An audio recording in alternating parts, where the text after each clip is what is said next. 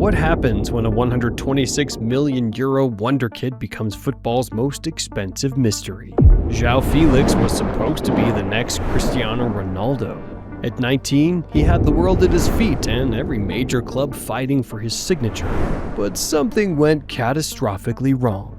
Today, he's a player without a home, bouncing between clubs that don't seem to want him permanently. How does football's fourth most expensive player become this? We're going to trace his incredible rise from a small Portuguese town to breaking transfer records. Reveal exactly how he went from being Europe's hottest prospect to unwanted at Chelsea and struggling for minutes at AC Milan. And uncover what went so disastrously wrong that turned football's golden boy into its biggest puzzle.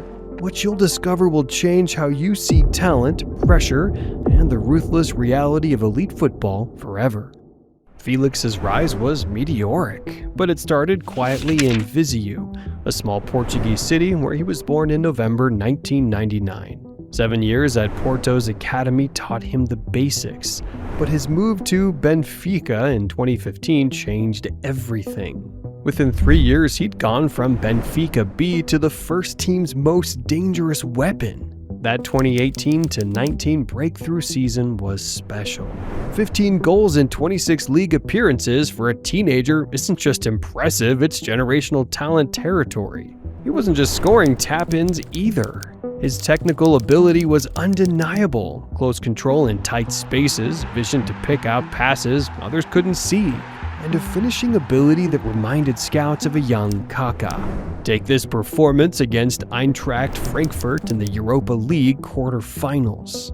Félix scored a hat-trick that night, becoming the youngest player ever to achieve this feat in a major European competition knockout stage.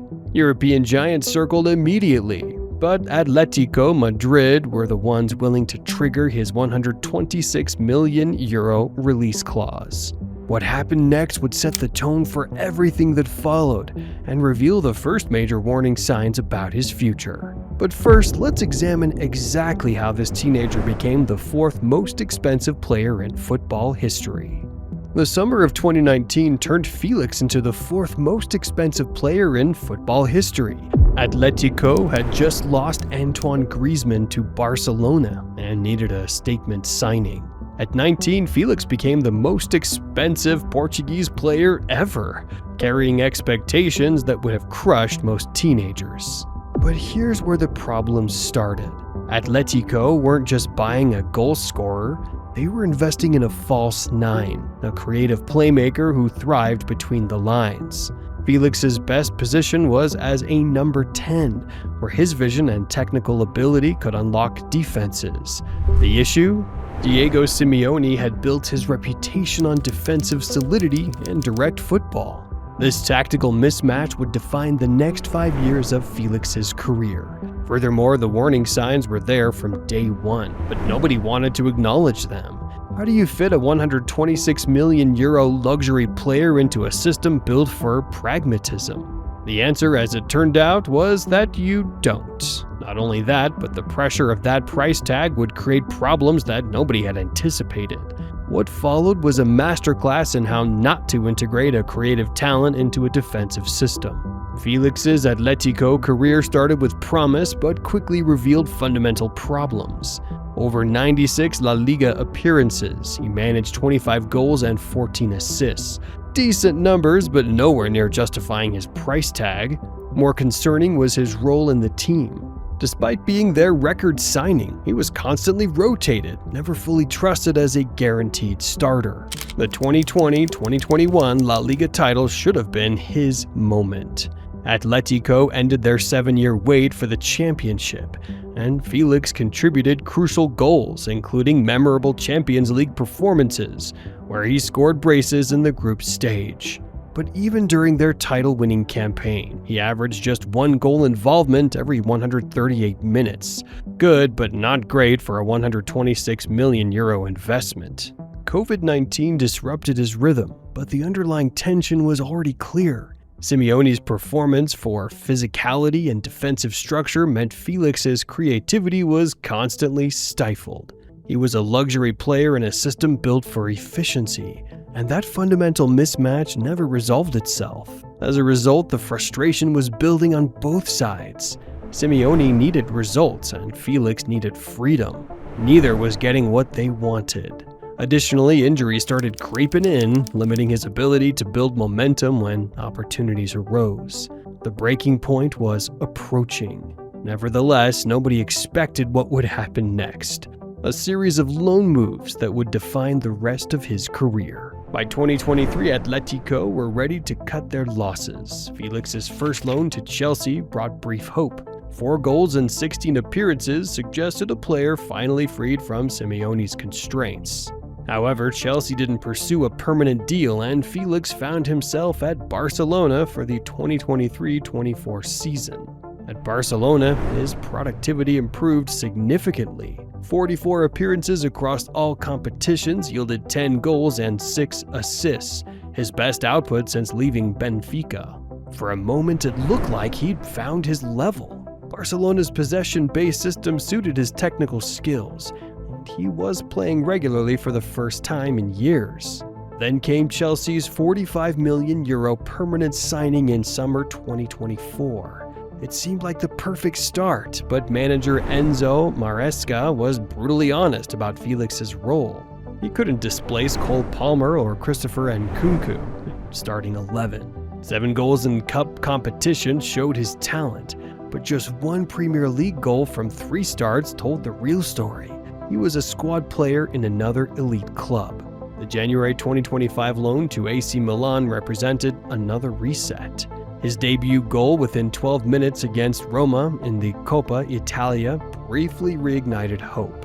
But 14 Serie A appearances later, he'd managed just 2 goals.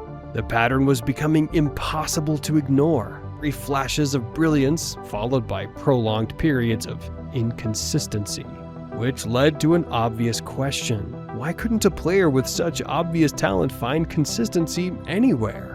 The answer reveals the deeper problems that have plagued his entire career. The fundamental issue isn't ability, it's tactical fit. Félix has repeatedly stated his preference for central roles, saying, "I can perform best in the central area, number 10. Yet he's consistently being deployed on the wing or shoehorned into rigid systems that suppress his creativity. At Atlético, Simeone's defensive philosophy directly conflicted with Félix's need for freedom. At Chelsea, established stars like Palmer offered more immediate impact in his preferred positions. At Milan, he's competing in a squad built around different tactical principles. The constant moves have prevented him from developing the understanding and rhythm essential for any creative player. There's also the psychological burden of that €126 million price tag. Every performance gets measured against impossible standards. Félix didn't just need to be good, he needed to be transformational. That pressure has affected his confidence and decision-making, creating a cycle where he tries too hard to justify his reputation instead of playing naturally. In fact, this pressure manifests in his shot selection. At Chelsea, he attempted 20 shots in the Premier League, but scored just once. A 5% conversion rate that suggests someone forcing opportunities rather than waiting for the right moments. But talent doesn't just disappear overnight, so where does this leave him now? The answer might surprise you. Despite everything, Félix is still only 25 years old. In modern football, creative players often don't hit their peak until their late 20s. His statistical output remains encouraging. When he gets minutes, he produces. His goals per minute ratio across all clubs shows consistent efficiency, and his 45 Portugal caps prove he can perform at the highest level. But his immediate future looks uncertain. Chelsea seems ready to move on, excluding him from their Club World Cup squad, and giving away his shirt number sent a clear message. Recent reports suggest Benfica are preparing a €20 to €30 million bid to bring him home, with Félix apparently open to a wage cut to make it happen. A return to Benfica might be exactly what he needs. The pressure would be lower, the tactical system would suit his style, and he could rebuild his confidence without the weight of unrealistic expectations. Sometimes the best way forward is to take a step back. Meanwhile, his international form remains solid. 2 Nations Leagues triumphs in 2019 and 2023 show he can still deliver when the system suits him. Portugal manager Roberto Martinez has consistently selected him, recognizing his unique qualities even when club football hasn't worked out. That said, time is running out for him to fulfill the potential that made him worth 126 million euros. The next move will be crucial, and everyone in football is watching to see what happens next. So, what really happened to João Félix? Maybe the better question is whether the hype was even fair. A 126 million euro teenager facing comparisons to Cristiano Ronaldo was always fighting an impossible battle. Football wanted instant transformation, but careers are built on gradual development and finding the right tactical environment. The tragedy isn't that Félix failed, it's that his talent has been consistently wasted. He possesses genuine world-class ability, but he's spent 6 years being forced into systems that don't suit his game. The next move will be crucial.